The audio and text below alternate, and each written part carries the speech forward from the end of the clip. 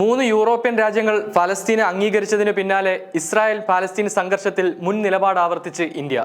ദ്വിരാഷ്ട്ര പരിഹാരവും പാലസ്തീന് രാഷ്ട്ര പദവിയും എന്നതാണ് കാലങ്ങളായി ഇന്ത്യ തുടരുന്ന നിലപാടെന്ന് വിദേശകാര്യ മന്ത്രാലയ വക്താവ് രൺധീർ ജയ്സ്വാൾ വ്യക്തമാക്കി.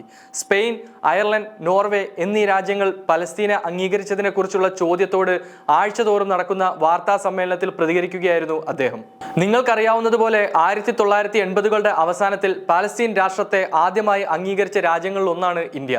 ഇസ്രായേലിനോട് ചേർന്ന് സമാധാനത്തോടെ ജീവിക്കുന്ന അംഗീകൃതവും പരസ്പര സമ്മതവുമായ അതിർത്തികൾക്കുള്ളിൽ പരമാധികാര സ്വതന്ത്ര പലസ്തീൻ രാഷ്ട്രം സ്ഥാപിക്കുന്നതിനുള്ള ദ്വിരാഷ്ട്ര പരിഹാരത്തെ ഞങ്ങൾ ദീർഘകാലമായി പിന്തുണച്ചിട്ടുണ്ട്, രൺധീർ ജയ്സ്വാൾ പറഞ്ഞു.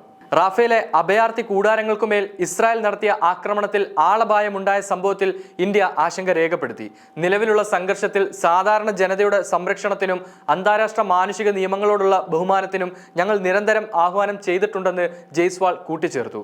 അതേസമയം സംഭവത്തിന്റെ ഉത്തരവാദിത്തം ഇസ്രായേൽ ഏറ്റെടുക്കുകയും അന്വേഷണം പ്രഖ്യാപിക്കുകയും ചെയ്തിട്ടുണ്ടെന്നും അദ്ദേഹം ചൂണ്ടിക്കാട്ടി.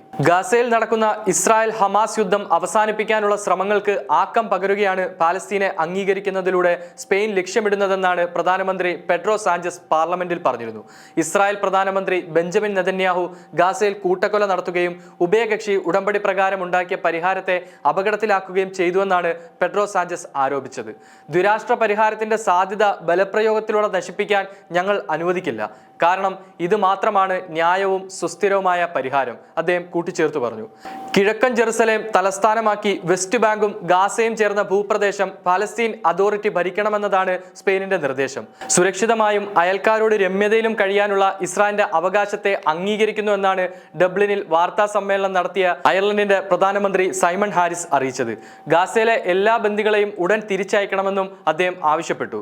പാലസ്തീനെ അംഗീകരിക്കുന്നുവെന്ന പ്രഖ്യാപനത്തിനു പിന്നാലെ ഡബ്ലിനിലെ പാർലമെന്റ് മന്ദിരത്തിന് പുറത്ത് അയർലൻഡ് പാലസ്തീൻ പതാകയും ഉയർത്തി.